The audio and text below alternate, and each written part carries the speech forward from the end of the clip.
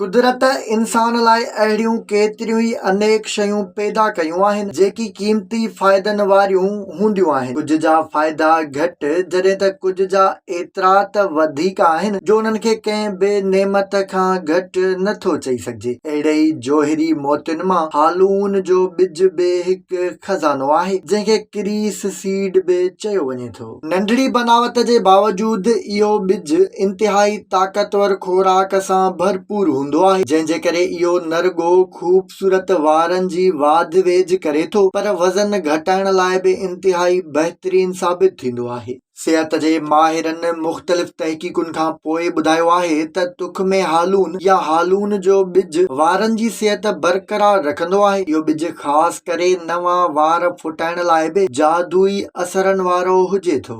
माहिरनि जो चवणु आहे त हालून जे ॿिजनि में वारनि जी सिहत जूं सभु ज़रूरी शयूं मौजूदु आहिनि। इहो ॿिज एंटी ऑक्सीडेंट्स ऐं ज़रूरी सणभ में बि हिसो विझंदो आहे जेको वारनि जी वाध वेझ ऐं उन्हनि जी गॾियल मयार खे बहितर बणाइण में अहम किरदार अदा करे थो। हालून जे ॿिजनि में calcium, vitamin A, vitamin C, vitamin E, protein, iron ऐं फोलिक एसिड जहिड़ियूं कीमती शयूं जे मिक़दार में हूंदियूं आहिनि जेकी वारनि जी सिहत लाइ तमामु बहितरीन आहिनि। खाद खुराक ते तहक़ीक़ कंदड़ माहिरनि जो इहो बि चवणु आहे त इन्हनि ॿिजनि में ॿियनि ज़रूरी शयुनि सां गॾु प्रोटीन ऐं खुराक जी ॿियनि जुज़नि जो बि झझो मिक़दार हूंदो आहे जंहिंजे करे उहे वज़न घटाइण लाइ बि बहितरीन खुराक साबित थियनि था। उन्हनि में मौजूदु प्रोटीन पेट भरियल हुजण जो अहसास ॾियारे थी ऐं हद खां वधीक खाधो खाइण खां बि बचाए थी जॾहिं त घटि में घटि सणभ उन्हनि खे वज़न जे हवाले सां बि मिसाली बणाईंदो आहे। इन खां सवाइ उन्हनि ॿिजनि में फाइबर जो आला मिक़दार